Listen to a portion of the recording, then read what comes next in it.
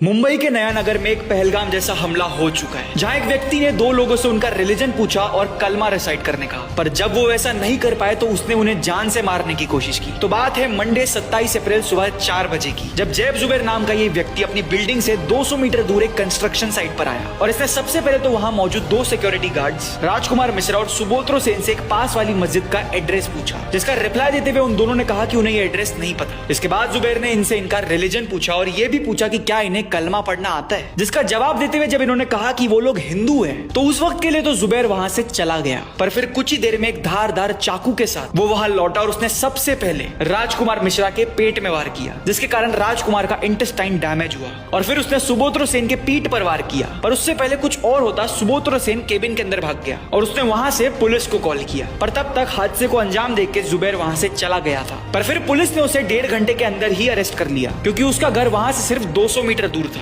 पहले तो सबको लगा कि ये कोई चलता फिरता आवारा नशेबाज रहा होगा, जिसने नशे की हालत पे इन लोगों पर हमला कर दिया। पर पुलिस को उनकी इन्वेस्टिगेशन से पता चला कि ये व्यक्ति एक प्रोफेसर है जो बच्चों को केमिस्ट्री और मैथमेटिक्स पढ़ाता है, एंड ये साल 2000 से 2020 तक यूएसए में अपने पेरेंट्स के साथ रहता था। पुलिस को यह भी पता चला कि ये आईएसआई के प्रोपेगेंडा वीडियो देखता था, एंड उन्हें जुबैर के अपार्टमेंट से एक नोट मिला जहां पे लोन वुल्फ अटैक की प्लानिंग दिखी। इस मामले की पूरी गंभीरता को देखते हुए अब एंटी टेररिज्म स्क्वाड भी इस केस को इन्वेस्टिगेट करने आ गई है, एंड इस पूरे मामले ने अजीत डोभाल साहब की वो बात सच कर दी है जहां उन्होंने कहा था कि हमारे घर में काफी दुश्मन मौजूद है। ये क्लासिक केस है of religious extremism and brain washing, and कुछ दिनों में तुम्हें ये केस एक नेशनल इशू बनता हुआ दिखेगा। पर पुलिस ने फिलहाल कहा है कि अगर किसी ने भी इस केस में कोई फेक न्यूज फैलाने की कोशिश की तो उन पे स्ट्रिक्ट एक्शन लिया जाए।